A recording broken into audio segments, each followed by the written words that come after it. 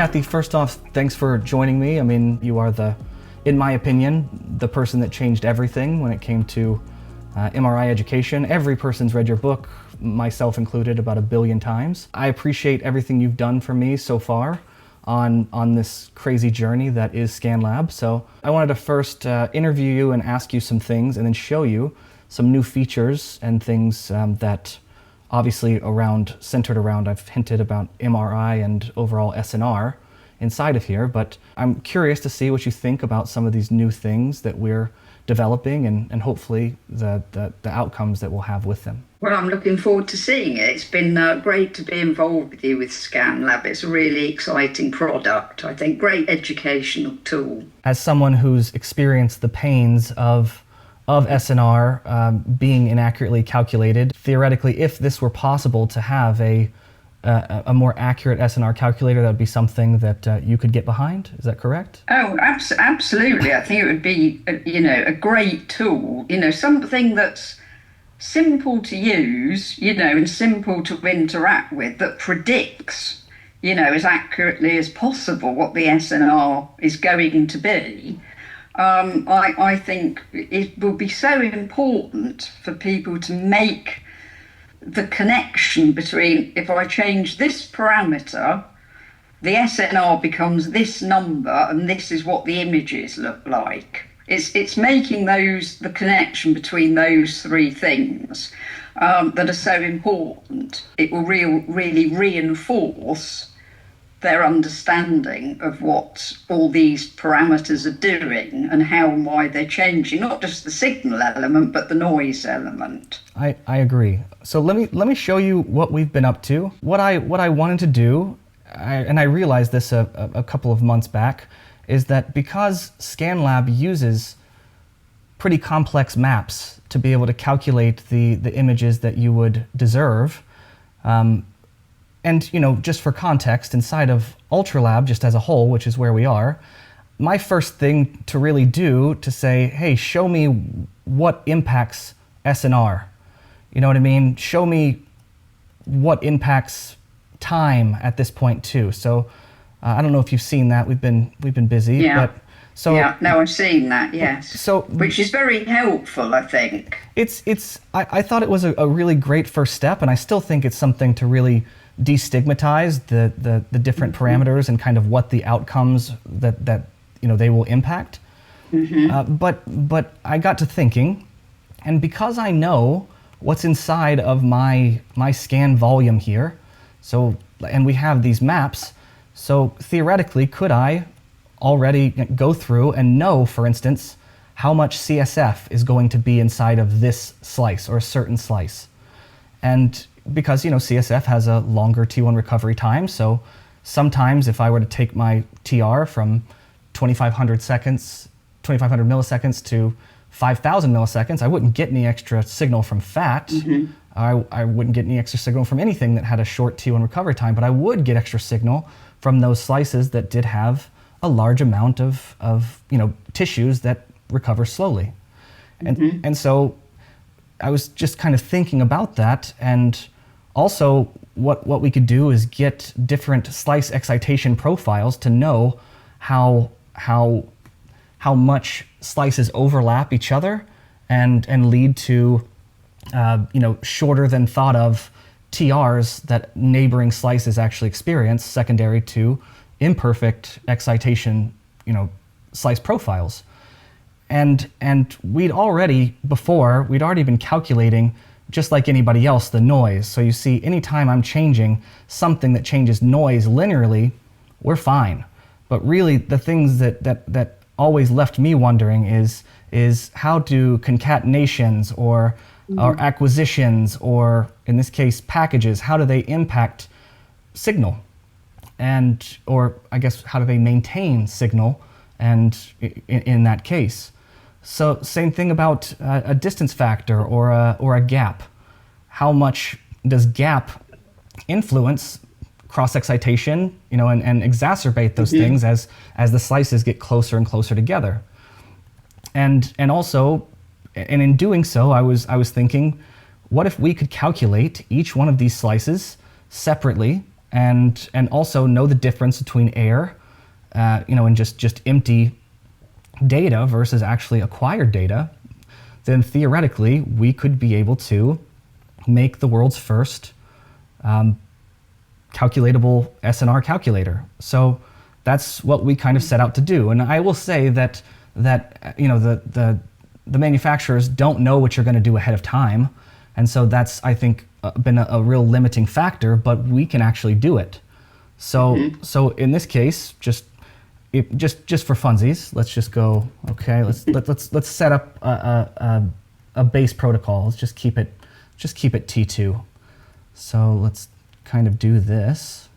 I'll take concatenations down, and just like anybody would in normal life, we're going to save this protocol. But what I wanted to do, and I'm kind of anti-protocol in ScanLab. I want you to be able to build this stuff every time, and so things are a little bit harder than real life, because we're holding you to a higher standard, really. But if I go through now, and I have a 32-second, let's say, there we go, at 3 Tesla, and I'm going to take my TE up, and I'll make a T2 weighted image. Agreed? Yeah. Okay, so and I'll purposefully signal starve this a bit. And so now I'll say scan, and I'm at 3T, so what we'll do is axial T2. And you'll see here that what I decided to do, we're calculating voxel by voxel and averaging those voxels together across all the actual slices that you have prescribed. And so what you're able to do there, and you'll see it in a moment, you'll see our ultimate images, and see this comes back at 1.13 Westbrooks. And so in this case at 3 Tesla, and we've had this before, we account for the different relaxivity and decay rates for different tissues. Okay. But to be able to kind of increase legitimization, we got coil sensitivity profiles to be able to count for B1 minus inhomogeneities. Okay, So that's good. The only thing we really can't account for is B1 plus, so the transmit inhomogeneities secondary to dielectric effects. Okay. But who knows? But at this point, you'll see I made it to where you actually have a quantitative number, and this is really quantitative. It is the measurement of signal versus noise. Okay. So now if I were to add this here, normally the SNR calculators, I mean, if I know I've got slices that are going through the lateral ventricles and have a ton of CSF, normally if I were to change this, in this case, to 6,000 milliseconds, not that I would necessarily do that because the implications of time, but normally on our calculators, that would have no difference. It would still be a 1-to-1 ratio. But in our case, what you can do, and you see we have our saved SNR value, so that's our measurement that we're kind of comparing everything to. And so now if I were to, I can either scan it or I can go ahead and calculate it. So now based on my parameters, I'll just go ahead and calculate it. So now, instead of this taking 55 seconds or 4 minutes or 10 minutes or whatever it is, now you'll see an increase of actual SNR.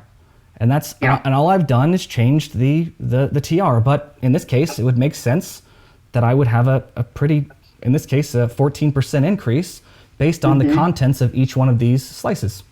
Right, yeah. So same thing here. If I were to go through and say, all right, I'm going to take this to and lower my TR or my TE. It's not that I would ever do that because I have to adhere to the TR and the TE of the contrast I want to get anyway. But just so we can see here at this point, what would be? So I had a 1.43. I expect in real life, I mean, not from the normal calculations, but what I've read in textbooks, I would expect for this to be higher because I have a combination of a longer TR and a shorter TE, so more T1 recovery, less T2 decay. So yep, we had a marginal increase here, and because we got more signal. Yeah. And it's great that you don't have to scan to actually get the number. I mean, you can just get it to do the calculation and then you can see how the number is changing, but then you can do the scan and see what the images look like, so that you can say, well, what does a SNR of 1.51, as it is at the moment, I think, what does that look like for this for the brain? That's exactly right. Exactly right.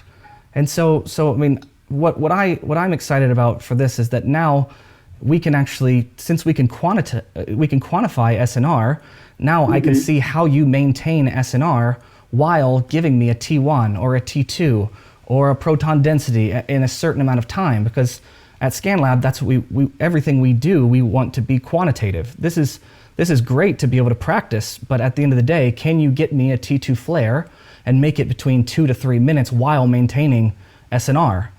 And so I think, and I guess what you're going to have to do also is try to figure out what that value should be. I think one of the things that I can remember when I was teaching this sort of clinically is talking about what I would call the edges of the envelope. That's right. So with experience, you get a feel, don't you, for sort of how low can I go with this particular parameter before it's terrible, or how high can I go and it doesn't actually make any difference to the image. And what you're trying to do is find the sort of sweet spot, aren't you, in somewhere. And what I'm sort of guessing from this is that if you could say, look, an optimal SNR value for this type of acquisition is 2 or 1.6 or whatever, then you are determining, not necessarily where the edges of the envelope are, although it does do that, obviously, but you may get to a point where you're saying, yes, within these ranges, it's optimal.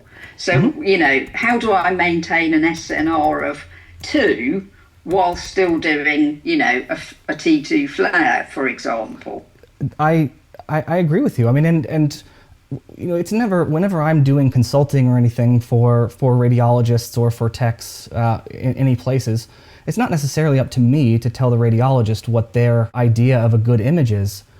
Ideally, I'm getting to know that envelope for them, and I'm getting to know what's acceptable, because at that point I might need to make an SNR of 3 in good times, and I might need to maintain an SNR of 0.8 in bad times, where I have a claustrophobic patient, or I have a patient that can't hold still. And so I think for us, this is a big leap forward. I also think something that I always try to teach any of my students is that inherently a flare has a lower SNR, because you're sacrificing signal to get the contrast and weighting that you want. So yeah, exactly. Yes. So and the same would be true, of fat suppression. Absolutely. If you're doing a stir or a fat suppressed image, you're nulling purposefully. That's right. Most of the signal from the image. So that's again another reason, as I explained, why this relative signal level parameter that vendors have is not useful in those scenarios at all, in any scenarios, to be honest. But that's just a good example, I think, of where it's not useful. Now that you've seen it a little bit, what are your initial thoughts of overall our methodologies, or you see any areas that we could improve?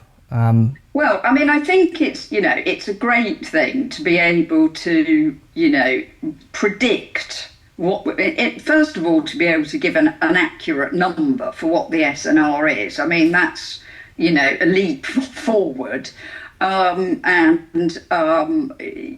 think just that in itself hopefully will get people thinking more intelligently about all the parameters that change the signal and the noise, and therefore the SNR. And I think a great thing is this predictive element to it, because I see this as an addition to ScanLab. It's a great additional educational tool, isn't it, to what the suite of other things that you've got going on there. And as I've said, I think it's going to enable students to make that connection. I think, as I've said, like, as an educational tool, I think it's about making those connections, which I think people just don't for lots of different reasons. Mm-hmm. They may not have been taught the stuff correctly to begin with. Exactly. They may not have been taught things correctly actually on the scanner.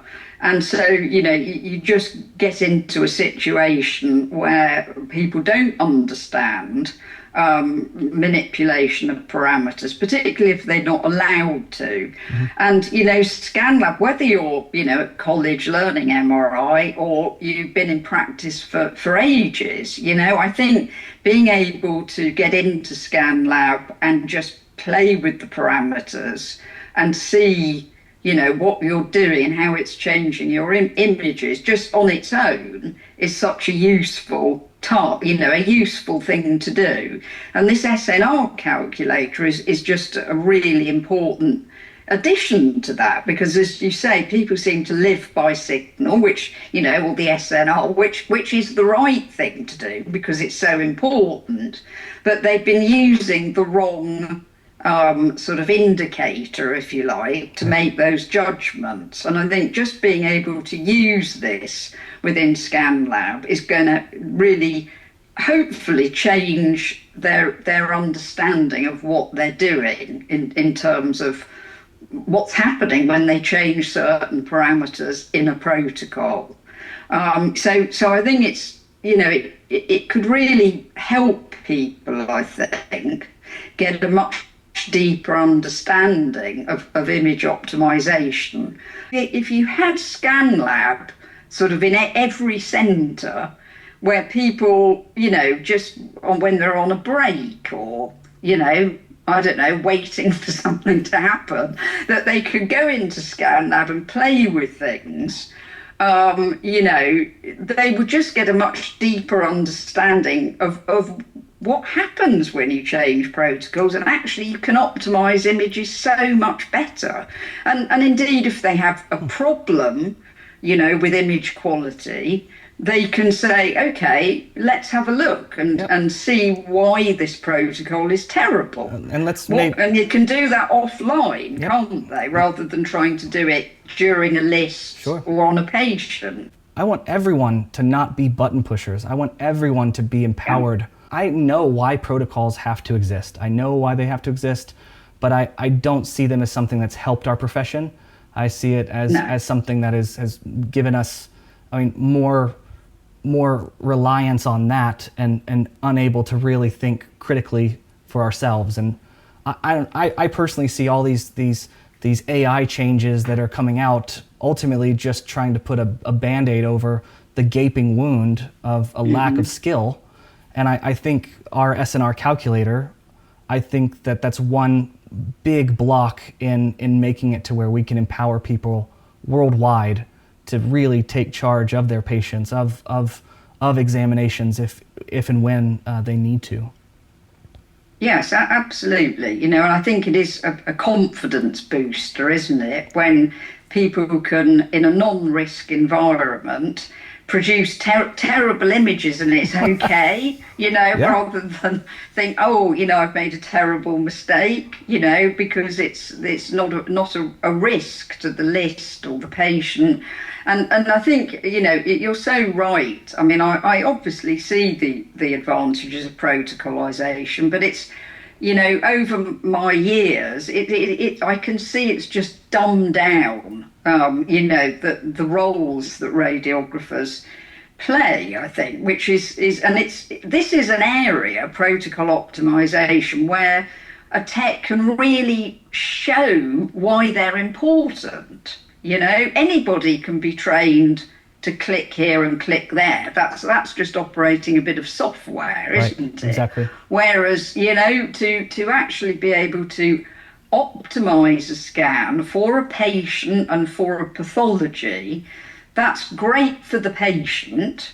And ultimately, it means less recalls as well. It's one thing to whiz through a list and scan quickly, but if you've got to recall some of the patients because the radiologist can't interpret the images because they're not good enough, then you're not saving anybody any time, are you? Exactly right. And as I said, I think that everything in ScanLab is brilliant for helping people with protocol optimization in general. But I think this new calculator is a massive part of the general understanding of the subject. Kathy, thank you for agreeing to come and chat with me and give me your perspective on this. And I'm encouraged. I think we'll continue to get better and to develop new things. And maybe I'll give you a call later, and I'll chat with the scientific community to see if Westbrooks are in the cards. Okay. That would be great. Well, thank you for inviting me. Oh, you're so and welcome.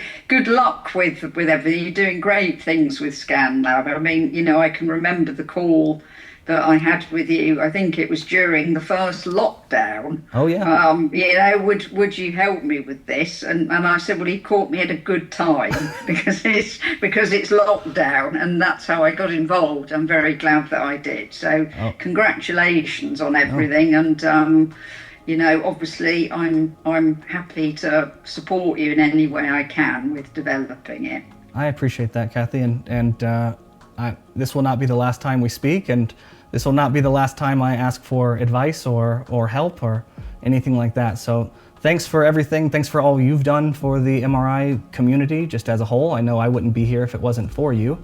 So it's really, really fun to chat with you on these things and work with you. So I'm sure you have plenty to do, so I'll let you go on and continue. Okay. But thank you so much again for your time. I really appreciate it.